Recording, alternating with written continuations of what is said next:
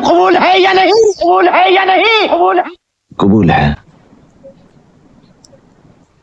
अगर तुम्हें इस्लाम कबूल है तो ठीक है, कहो इस्लाम जिंदाबाद। इस्लाम जिंदाबाद। कहो पाकिस्तान जिंदाबाद। पाकिस्तान जिंदाबाद। अब बोलो हिंदुस्तान मुर्दाबाद। अशरफ अली, अशरफ अली, अशरफ अली, अशरफ अली। आपका पाकिस्तान जिंदाबाद है, इसे हमें कोई इतराज नहीं, लेकिन हमारा हिंदुस्तान जिंदाबाद था, जिंदाबाद है और जिंदाबाद रहेगा। हिंदुस्तान जिंदाबाद। अगर मैं अपने बीवी बच्चों के लिए सर झुका सकता हूँ तो मैं सबके सर झुक भी सकता हूँ।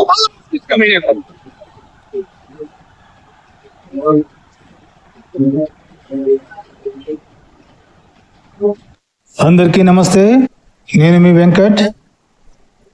ప్రేక్షకులు, ఈరోజు ఒక ముఖ్యమైన వ్యక్తి, ఆయన ఎవరో కాదు, మన ప్రకృతి వనం ప్రకృతి వైద్య డాక్టర్ అయినటువంటి డాక్టర్ మంతెన సత్యనారాయణరాజు. సో ఈయన గురించి ఈరోజు ఈ వీడియో ఉంటుంది. అందరూ ఈ వీడియో పూర్తిగా చూడండి, మరియు మన హిందూ బంధువులకు అందరికి షేర్ చేసి వాళ్ళని జాగృతంగా చేయండి, సరేనా? సో ఈ మంతెన సత్యనారాయణ గారికి ఇచ్చే ఈ కౌంటర్ మీ అందరికి ఎలా అనిపించిందో మీ అభిప్రాయాన్ని కామెంట్ రూపంలో తెలియజేయండి, సరేనా? వచ్చాయా డాక్టర్ మంతెన సత్యనారాయణరాజు, ప్రకృతి వైద్య డాక్టర్, వచ్చి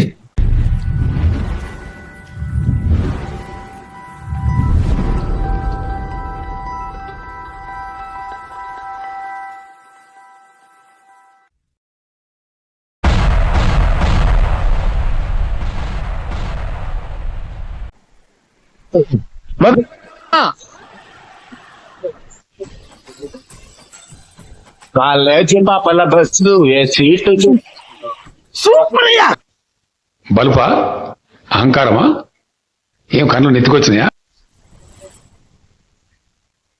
నమస్కారం డాక్టర్ గారు. నమస్కారం అండి. డాక్టర్ గారు, ముందుగా మీకు మీ కుటుంబ సభ్యులందరికీ కూడా క్రిస్మస్ పండుగ శుభాకాంక్షలండి. ధన్యవాదములమ్మా. అలాగే మీకు మరియు మీ కుటుంబ సభ్యులందరికీ కూడా క్రిస్మస్ పండుగ శుభాకాంక్షలమ్మా. ధన్యవాదాలు డాక్టర్ గారు. ప్రేక్షకులు, ఇది జీ టీవీలో డాక్టర్ మంతెన సత్యనారాయణరాజు గారిని ఇంటర్వ్యూ తీసుకుంటుంది అమ్మాయి యాంకర్. సో వీళ్ళు ఒకరికి ఒకరు క్రిస్మస్ పండుగ శుభాకాంక్షలు చెప్పుకుంటున్నారు. మంతెన సత్యనారాయణరాజు గారు, ఆ అమ్మాయి క్రైస్తవురాలా లేదా మీరు క్రైస్తవురాలా లేక ఇద్దరు క్రైస్తవురాలా? క్రిస్మస్ పండుగ మీ ఇద్దరికి ఏం సంబంధం? అవునా? ఇది మా ప్రశ్న, ప్రజలకు క్లారిటీ ఏంటి? నువ్వు ఆయన ఇద్దరు క్రిస్టియన్సా? చలో ముందు చెప్పు.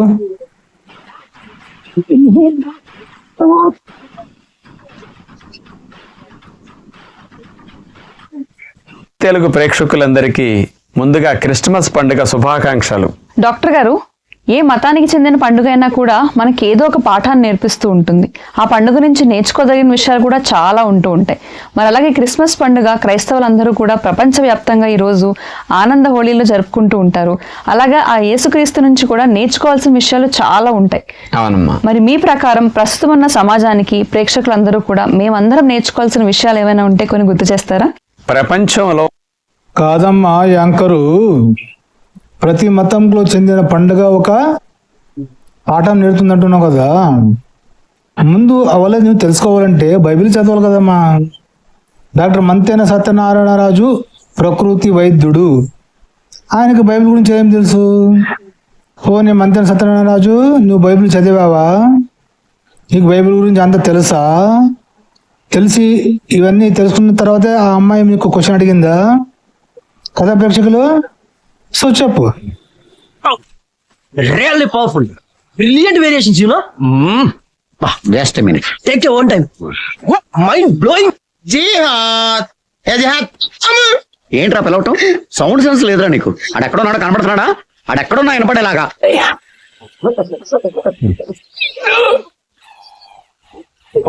ఆదర్శవంతమైన మహానుభావులు కొద్ది మందే ఉంటారు వేళ్ల మీద లెక్క పెట్టగలిగేవారు. అలాంటి వారిలో ఎన్నో కోట్ల మంది ఆదర్శంగా తీసుకున్న మహానుభావులు జీసస్ క్రీస్తు. చాలా మంది సో క్రైస్తవ గొర్రెలు విన్నారు కదా, డాక్టర్ మంతెన సత్యనారాయణ రాజు ఏమన్నాడు? ప్రపంచంలో మహానుభావులు కొద్ది మంది ఉంటారు, వేళ్లలో లెక్క పెట్టవచ్చు వాళ్ళని. సో అందులో ఒకడు ఈ యేసుక్రీస్తు అని చెప్తున్నాడు. అంటే యేసుక్రీస్తు దేవుడు కాదు అని క్లారిటీగా చెప్తున్నాడు మంతెన నారాయణ రాజు. అతను ఒక మహానుభావుడు అని చెప్తున్నాడు. మళ్ళా యేసుక్రీస్తు మహానుభావుడా, నీచుడా, నికృష్టుడా అనేది ముందు చెప్తాను. చెప్పాయా డాక్టర్, చెప్పు.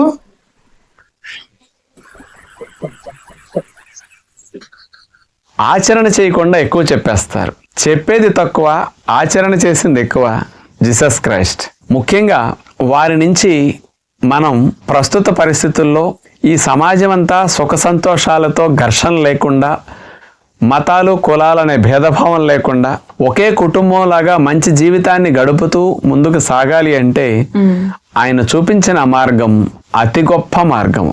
వారిచ్చే ఏంటయ్యా రాజు, ప్రపంచంలో శాంతిగా జీవించాలంటే ఆయన చూపించిన మార్గం గొప్ప మార్గమా? అదేంటయ్యా నువ్వు చూసింది ఆయనలో గొప్ప మార్గము? సర్లే చెప్పు. సందేశాలలో అతి ముఖ్యమైన 2 విషయాలు తీసుకుంటే, ఒకటి ప్రేమ, 2 క్షమ. ఈ 2 విషయాల్ని మనం కాస్త ఈరోజు మనలో పెంపొందించుకోవడానికి ప్రయత్నం చేస్తే బాగుంటుందని నాకు తెలిసిన కొన్ని విషయాలు వీటి గురించి తెలియజేస్తాను. ఏమయ్యా రాజు, బైబిల్ చదివే ఈ మాట చెప్తున్నావా ఏంటి? యేసుక్రీస్తులో 2 గొప్ప పద్ధతులు ఉన్నావా? అదేంటంటే క్షమ, ప్రేమనా? ఎక్కడ చూసావా నువ్వు? ఎప్పుడు చూసావు నువ్వు? ప్రేమ అనేది నీకు కనిపిస్తుందా? నిన్ను ఎప్పుడు ప్రేమించాడు? పోనీ నిన్ను ఎప్పుడు క్షమించాడు? చెప్పాలి కదా. పుస్తకాలు అనేక రాస్తారు, అవన్నీ నిజం కావు కదా. కంటికి కనిపించేవన్నీ నిజాలు కాదు, కనిపించినవన్నీ అబద్ధాలు కాదు కదా డాక్టర్? చెప్పు. ఏం వాడకమయ్యా, అబ్బో బాగా వాడుతున్నావు కదా. పొద్దున్నే బేవర్స్ గాళ్ళు ఎక్కువైపోయారు. ముందుగా ప్రేమ గురించి, కాకి పిల్ల మీద ప్రేమ ఉంటుంది. అదేమి గొప్ప ఏమీ కాదు. మనకి మన పిల్లలు, మన బంధువులు, మన చుట్టుపక్కల స్నేహితులు వీళ్ళందరి మీద ప్రేమ ఉండొచ్చు. అంటే మనం ఒక్కడ ఉంటే సమాజం కాదు కదా. సమాజం, దేశం అందరిలోనూ బాగుండాలనే భావన మనలో ఉండాలి. అంచేత జీసస్ నేర్పింది ఏమిటంటే, మనతో పాటు సమాజం అందరూ కూడా ఒక కుటుంబంలాగా వాళ్ళని ప్రేమించే భావన మనలో పెంపొందించుకోమని ఆయన అందించిన సందేశం. మనమైతే రాజు గారు, కాకి పిల్లల్ని ప్రేమించడం గొప్ప, మనుషులు తన పిల్లల్ని ప్రేమించడం గొప్ప, బంధువులు ప్రేమించడం గొప్ప కాదు కదా. ప్రపంచంలో అందరం ప్రేమించమన్నాడా? ఎక్కడ చెప్పాడా ఏ మాట? చూపించాలి కదా నువ్వు. బైబిల్ నుంచి వాక్యం చూపించాలి. యేసుక్రీస్తు ఎక్కడ చెప్పాడు ఈ మాట? ప్రపంచంలో ఉన్న అన్ని మతస్థుల జనాల్ని ప్రేమించండి, ఒకరినొకరు ప్రేమించుకోండి అని ఎక్కడ చెప్పాడు? రెఫరెన్స్ చూపించాలి కదా డాక్టర్ రాజు. ఆహారం విషయంలో, ప్రకృతి వైద్య విషయంలో ప్రతి ఒక్క దాన్ని క్షుణ్ణంగా చెప్పి, ఏ సైంటిస్టు ఎప్పుడు కనిపెట్టాడు, ఏ శతాబ్దంలో కనిపెట్టాడు అని చెప్పి, ఏ దాని మీద ప్రయోగించాడు అని చెప్పికేసి కదా నేను చెప్పేది ప్రతి ఒక్క వీడియో. అలా ఈ బైబిల్ విషయంలో, యేసుక్రీస్తు విషయంలో ఎలా చెప్తావా నువ్వు? రెఫరెన్స్ చెప్పాలి కదా. బైబిల్లో ఏ వాక్యము, ఎన్నో అధ్యాయము, ఏ అధ్యాయము, ఇవన్నీ క్లారిటీగా చెప్పాలి కదా ప్రజలకి. యేసుక్రీస్తు ప్రపంచంలో అన్ని మతాలను ప్రేమించమని ఎక్కడ చెప్పాడు? చూపించాలి కదా. ఇలాంటి అబద్ధాలు మాట్లాడకూడదు కదా రాజు గారు మీరు. చెప్పు. ఎప్పుడైనా రానే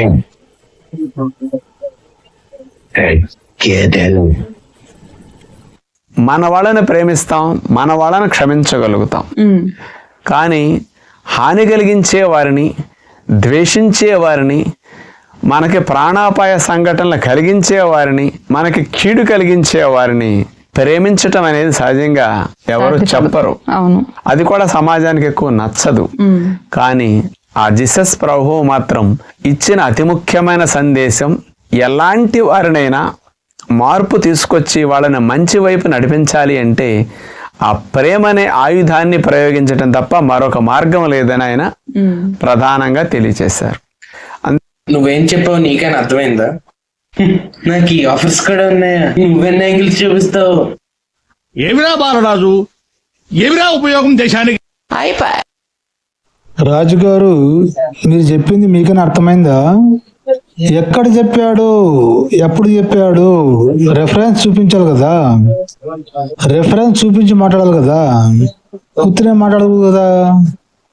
కానీ చెప్పు, గొర్రెలు వింటున్నారు కదా, చెప్పు. అందుకని ఘర్షణ ద్వారా, ప్రతీకార చర్య ద్వారా అతనిలో ఉండే మానవత్వాన్ని ఇంకా అణిగిపోయేటట్టు చేయగలిగితే తప్ప మానవత్వాన్ని పైకి తీసుకురావడానికి పనికిరావు.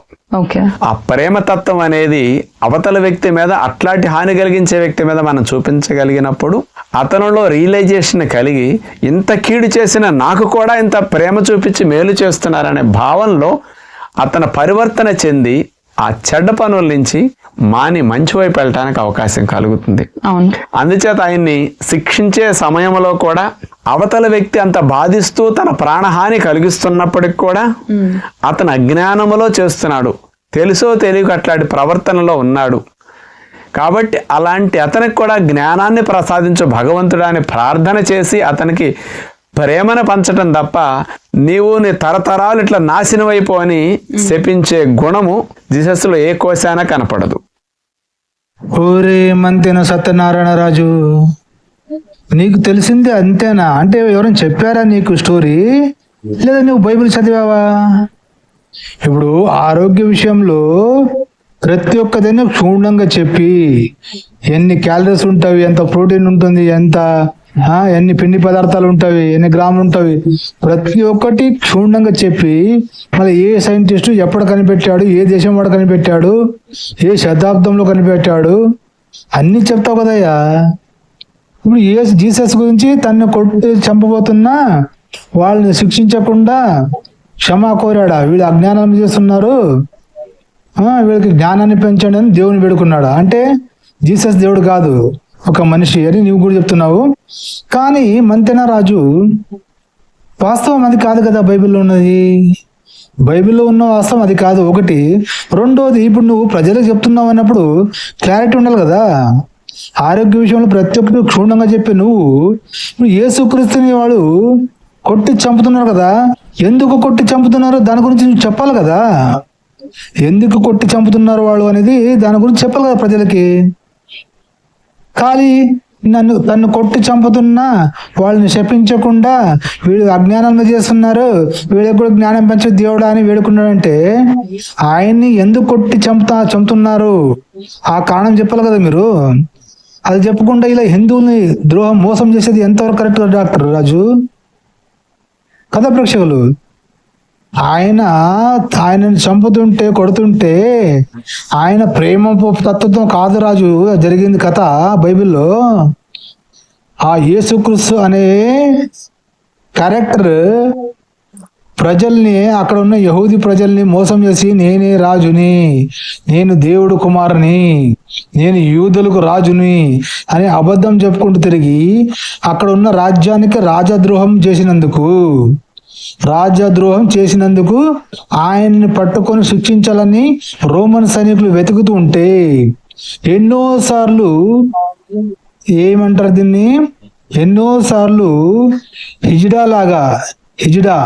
హిజడాలాగా పారిపోయి చెమట వస్తుంది మనిషికి భయపడినప్పుడు. కానీ యేసుక్రీస్తుకి చెమట రక్త బిందువుల కారిపోయిందంట. అలా భయపడ్డాడు రోమన్ సైనికులు పట్టుకుపోతుంటే. దాక్కుని అడవుల్లో, తొప్పల్లో, గొట్టుల్లో దాక్కునేవాడు భయపడి, పిడికి పంద కదా డాక్టర్ రాజు. ఇవన్నీ తెలుసుకున్నాం కదా డాక్టర్ రాజు. టీవీ యాంకర్, టీవీ వాళ్ళు చెప్పింది కథ విని నువ్వు చెప్పి హిందువులు మోసం చేస్తుంటే చూస్తూ ఊరుకుంటామా రాజు కదా? మళ్ళీ ఏమన్నావు నువ్వు?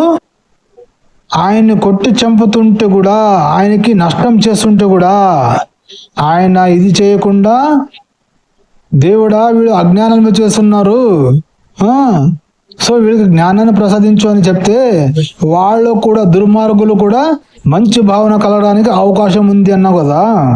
మళ్ళీ ఆ యేసుక్రీస్తు చెప్పిన మాటల్ని నువ్వు నేర్చుకున్నావా? చెప్పవయ్యా. సో నువ్వు నేర్చుకుని ఉంటే ప్రజలకు చెప్తున్నావు కదా, నువ్వు నేర్చుకున్న తర్వాత ప్రజలకు చెప్పాలి కదా. ఏమంటారు ప్రేక్షకులు? సో రేపొద్దున నీ ప్రకృతి వైద్య హాస్పిటల్లో మేము కొందరు గుండెలకు వస్తాం, దాడి చేస్తాం, హాస్పిటల్లో ఉన్న వస్తువులను పలగొడతాం, నిన్ను కొడతాం, చిత్రహింస చేస్తాం. అప్పుడు ఏం చేస్తావు నువ్వు? పోలీస్ కేసు పెట్టకుండా దేవుడా వీళ్ళు అజ్ఞానాలను చేస్తున్నారు, వీళ్ళకి కూడా జ్ఞానం ప్రసాదించు అని వేడుకుని ఊకూర్చుంటావా కదా ప్రేక్షకులు? నువ్వు అదే చేయాలి. మళ్ళీ ఇప్పుడు ప్రజలకంతా చెప్తున్నావు నీతులు, నీ మీద దాడి జరిగినప్పుడు కూడా అలాగే చేసి చూపించాలా నువ్వు కదా. సో ప్రేక్షకులు ఏమంటారు ఈ మాటకి? మీ అభిప్రాయాన్ని కామెంట్ రూపంలో తెలియజేయండి. రాజు గారు మీ మీద చాలా గౌరవం ఉంది. సో ఈ చేసిన తప్పుని నా తప్పైందని ప్రజల్ని, హిందువుల్ని వేడుకోండి, సరేనా? मैं यहाँ आया था गाड़ी में बैठ के, अब जाऊंगा भी गाड़ी में, वरना मैं यहाँ से हिलने नहीं वाला। ऐसा मत करना भाऊ। इज्जत का सवाल है, झुकूंगा नहीं। అవును. అంచేత అలాంటి స్ఫూర్తిని వారి నుంచి మనం తీసుకుని మన పిల్లల్లో ఎలాంటి తప్పు చేసినా వాళ్ళు కొట్టడం, తిట్టడం పరిష్కారం కాదు. అవును. అలాంటి వాళ్ళలో కూడా మార్పు తీసుకురావాలంటే ఆ ప్రేమతత్వాన్ని పిల్లల్లో నింపినప్పుడు వాళ్ళు పెరిగేసరికి ఇవే నాటుకుని వాళ్ళ జీవితానికి ఒక మంచి మార్పునిచ్చినట్లు అవుతుంది. అందుకని అదేంటయ్యా రాజు అలా అన్నావు? మన పిల్లల్ని తప్పులు చేసి కొట్టకుండా, తిట్టకుండా పెంచితే అలాంటి గుణాలు వస్తావా? కాదయ్యా, మన పిల్లల్ని మనం ఎందుకు కొట్టుకుంటామయ్యా? ఇక్కడ యేసుక్రీస్తుని కొట్టింది వాళ్ళ అప్ప, వాళ్ళ నాన్న, వాళ్ళ అమ్మ కాదు కదా, వాళ్ళ పేరెంట్స్ కాదు కదా. ఇక్కడ వేరే వాళ్ళు కొట్టారు. ఇక్కడ నీవేం చెప్తున్నావు? మన పిల్లల్ని కొట్టడం, తిట్టడం అని చెప్తున్నావు. ఇప్పుడు మీ పిల్లల్ని కూడా వేరే వాళ్ళు ఎవరైనా కొట్టినా, చంపినా, చిత్రహింస చేసినా మీ పిల్లలకి క్షమించే భావం నేర్పని చెప్పాలి మీరు. ఆ లెక్క ప్రకారం మీరు ఏం చెప్తున్నారు? మన పిల్లల్ని కొట్టకుండా, తిట్టకుండా ప్రేమ గుణం నేర్పాలి. ఏం చెప్తున్నావు అయ్యా నువ్వు? నువ్వేదో పెద్ద జ్ఞాని అనుకున్నాం కదా మేము. పెద్ద పెద్ద జ్ఞాని అని అనుకున్న వాళ్ళు కూడా అజ్ఞానులే అనమాట. ఏముండదు కదా. సరే చెప్పు. My rule, my sign, my attitude. You love me or hate me, I don't care, but don't play with me.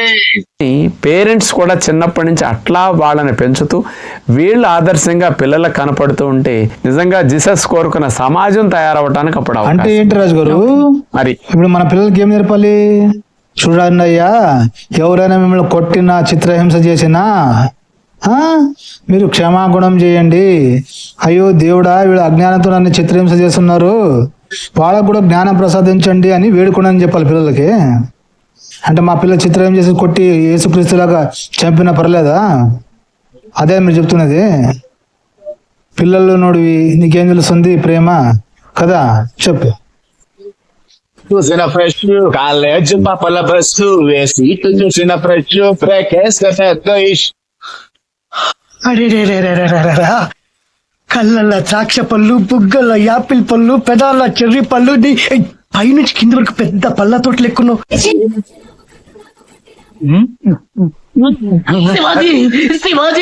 ఈ డబ్బా తొండకు దీనితో పాటు క్షమ అనే విషయానికి వస్తే సమాజంలో ఎక్కువ మార్పు రావాలి, ఈర్ష్యా ద్వేషాలు తగ్గాలి అంటే ఈ క్షమ భావన లేకపోవటమే. అంటే ప్రతీకార చర్యలు తీర్చుకోవటం అనేది మనలో బ్యాడ్ హార్మోన్స్ ని పెంపొందించడానికి ఉపయోగపడుతుంది ఇది. అందుకని ఎప్పుడైతే క్షమించే గుణం ఉంటుందో, ఎదుటి వాళ్ళు ఎంత తప్పు చేసినా, ఎంత హాని కలిగించే చర్యలు, మాటలు ఏమన్నా రెచ్చగొట్టినా ఆ క్షమ భావన ఉన్నప్పుడు మనలో అది మంచి హార్మోన్స్ ని పెంపొందిస్తుంది తప్ప చెడుని పెంపొందించదు. అంటే ఈ రోజుల్లో ఏమవుతుందంటే ఆ సాత్వికత మనుషులు లోపించి రాజసిక తామసిక గుణాలు పెంపొందటం వల్ల ఈ క్షమాగుణం తగ్గిపోతుంది. దీనివల్ల ఏమవుతుందంటే కక్ష సాధింపు చర్యలు ఎక్కువ చేపడుతూ ఉంటాం. ప్రస్తుతం సమాజంలో చూస్తే ఈ కక్ష సాధింపు చర్యల వల్లే గొడవలు, అల్లర్లు, కోర్టులు, పోలీసు వ్యవస్థలు, లేకపోతే దేశాలకు యుద్ధాలు, ఇవన్నీ వీటి వల్ల వస్తున్నాయి. సో మళ్ళా అయితే రాజు గారు మీరు ఇన్ని నీతి వచనాలు చెప్తున్నారు కదా, సో మళ్ళా ఇప్పుడు ఈర్ష్యాభావ, ద్వేషము, మీకు ఎవరైనా హాని కలిగించినా క్షమాగుణం ఉండాలి అని చెప్తున్నారు కదా, చాలా మంచి మాట చెప్పారు. మనుషుల వద్ద క్షమాగుణం లేకపోయినందుకే ఈరోజు పోలీస్ స్టేషన్లు, కోర్టులు, యుద్ధాలు ఇవన్నీ ఉన్నాయా? సరే, మరి మీ ఆశ్రమం కోసం మేము రాజుగారు మీ ఆశ్రమానికి వచ్చి మీ ఆశ్రమాన్ని ధ్వంసం చేసి మిమ్మల్ని హింసిస్తాము, మరి మీరు పోలీస్ స్టేషన్ కోసి పెట్టకుండా క్షమిస్తారా? క్షమా చేసి వదిలేస్తారా కదా ప్రేక్షకులు? ఇప్పుడు మీరు ఇంకొకరికి నీతి వచనాలు చెప్తారు అన్నప్పుడు మీరు ప్రాక్టికల్గా అది అనుభవించిన తర్వాతే కదా చెప్పాలి. జనానికి ఏమి శాస్త్రం చెప్పడానికి చేసింది, వంకాయ తినడానికి చేసింది అన్నట్లు నువ్వు మీరు చెప్పేది కదా. శాస్త్రం చెప్పడానికి చేశారు, వంకాయ తినడానికి చేశారు, అలా ఉంది మీరు చెప్పేది. ఇప్పుడు మీ ఆశ్రమంకి వచ్చి పగలగొట్టి అన్ని మొత్తం ధ్వంసం చేసి మిమ్మల్ని కూడా హింసిస్తాము, మీ భార్యను కూడా హింసిస్తాము, మళ్ళీ మీరు క్షమాగుణంతో క్షమించి వదిలేస్తారా పోలీస్ స్టేషన్ కేసు పెట్టకుండా? చెప్పండి కదా ప్రేక్షకులు, చెప్పండి.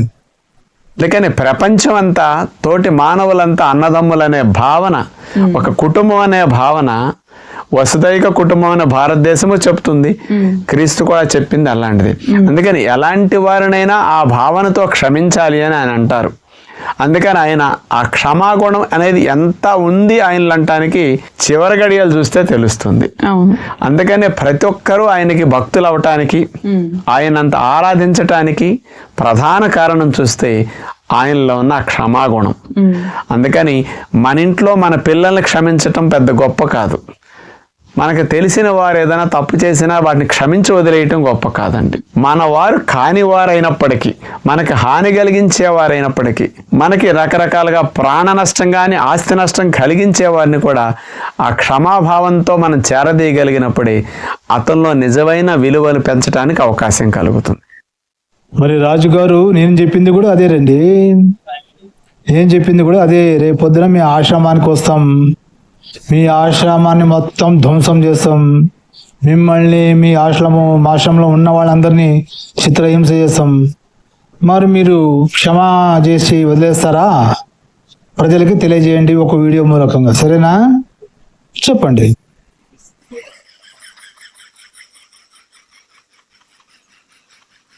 మనిషి అంటేనే మనసు. ఆ మనసు మంచి విలువలతో, మానవత్వంతో నిండాలి అంటే మరి క్రిస్టమస్ మహాపండుగ సందర్భంగా జీసస్ క్రైస్ట్ ఇచ్చిన సందేశాలని ప్రపంచవ్యాప్తంగా అందరూ స్మరించుకుంటూ ఆయన అడుగుజాడల్లో నడవాలని ఎక్కువ ప్రయత్నం చేస్తూ ఉంటారు. మనందరిలో కూడా ప్రేమ ఉంటుంది, క్షమ ఉంటుంది, ఉండదని నేను అంటలేదు, మనుషులందరికీ ఉంటుంది. కానీ చాలా మందిలో అది పర్సంటేజ్ వ్యత్యాసాలు ఉంటాయి. కానీ మనం వయసు పెరిగే కొద్దీ ఈ రెండు పెంపొందించుకోగలిగితే చాలా బాగుంటుంది. रुको जरा, सबर करो, बोला धक्का बुक्की नहीं करने का, आराम से लेने का. మరి అయితే రాజు గారు మీ వయసు పెరిగింది కదా, మీ క్షమాగుణం అన్ని మీరు పెంపొందించుకున్నారా లేదా చెప్పండి. అందుకని మెచ్యూరిటీ అనేది వీటిని బట్టే మనలో వచ్చినట్లు. అందుకని ఏజ్ పెరిగే కొద్దీ పరిపక్వత రావాలి. పరిపక్వత లేని మనిషి ఏదో పశుపక్షాదుల వల్లే పుట్టడం గిట్టడం అయిపోతుంది, అది కాదు మనిషి జీవితం అని. అందుకని పుట్టినప్పటి నుంచి చనిపోయే లోపు మానవత్వంతో కూడిన, విలువలతో కూడిన జీవితాన్ని మనం ఎంత గడిపాం, సమాజంలో తోటి మనుషుల పట్ల ఎలా ప్రవర్తించాం అన్న దాన్ని బట్టే మన బ్రతుకు ఆధారపడి ఉంటుంది. మనం పోయినా మనం జీవించినప్పుడు ప్రవర్తించిన తీరే మన బ్రతికించేటట్టు చేస్తూ ఉంటుంది. అలాంటి బ్రతకాలని జీసస్ మనకు సూచించింది. అందుకని ఆ మార్గంలో మనందరం ఈ పండుగ సందర్భంగా అలాంటి విలువలు తెలుసుకుని ప్రవర్తిస్తే బాగుంటుందని మరొక్కసారి అందరికీ ఈ క్రిస్టమస్ పండుగ శుభాకాంక్షలు తెలియజేస్తూ మహానుభావుడు ఆ జీసస్ క్రైస్తుకి పాదాభివందనాలు. మరి అలాంటి ప్రేమ, క్షమ మనలో ఇంకా బాగా పెరగాలని, ఆయన ఆశీర్వదించాలని కోరుకుంటూ శుభాకాంక్షలు ప్రత్యేకంగా తెలియజేస్తున్నాను. సో విన్నారు కదా ప్రేక్షకులు, డాక్టర్ మంతేన సత్యనారాయణరాజు, ప్రకృతి వైద్యం, విజయవాడ. సో మన హిందువులకి ఎంత రాంగ్ సందేశం ఇచ్చి వాళ్ళని డైవర్ట్ చేసి మతం మారాలి చేస్తున్నాడు. సో ఇలాంటి వాళ్ళ దగ్గర చాలా జాగ్రత్తగా ఉండాలి. అలాగే జగ్గి వాసుదేవ్ అనేవాడు ఒక గొప్ప యోగి సద్గురు అనుకున్నాం ఇన్నాడు. కానీ వాడు కూడా ఒక బిజినెస్ మ్యాన్, వ్యాపారం చేసేవాడు అయిపోయాడు. మళ్ళా మన గ్రంథాల గురించి రాంగ్ చెప్తున్నాడు వాడు. సో అక్కడ శివలింగాల్ని ఎన్నో వేలకి అమ్ముకొని వ్యాపారం చేసే ఒక బిజినెస్ మ్యాన్ వాడు. చూడ్డానికి సద్గురు గడ్డం పెంచుకొని బట్టలు లేకుండా తిరిగి చాలా ఇదిగా ఉంటాడు. కానీ లోపల వానికి అంత మైండ్లో ద్రవిడవాదం నిండిపోయింది వానికి. వాడు కూడా మన దేశానికి ఈ బ్రాహ్మణులు ఉన్న ఆర్యులు వలస వచ్చారని చెప్తున్నాడు, పిచ్చి ముండా కొడుకు. సో ప్రేక్షకులు ఇలాంటి వాళ్ళతో అసలు జాగ్రత్తగా ఉండాలి. మన మతంలో ఉంటూ, మన హిందూ సమాజంలో ఉంటూ మన హిందువుల్ని తప్పుదావ పట్టించి వాళ్ళకి రాంగ్ గైడెన్స్ ఇచ్చి వాళ్ళు తావు తప్పేలా చేస్తారు. సో ప్రేక్షకులు జాగ్రత్తగా ఉండండి. ఇలాంటి వీడియోలు అందరికీ షేర్ చేయండి మీ బంధుమిత్రులకి.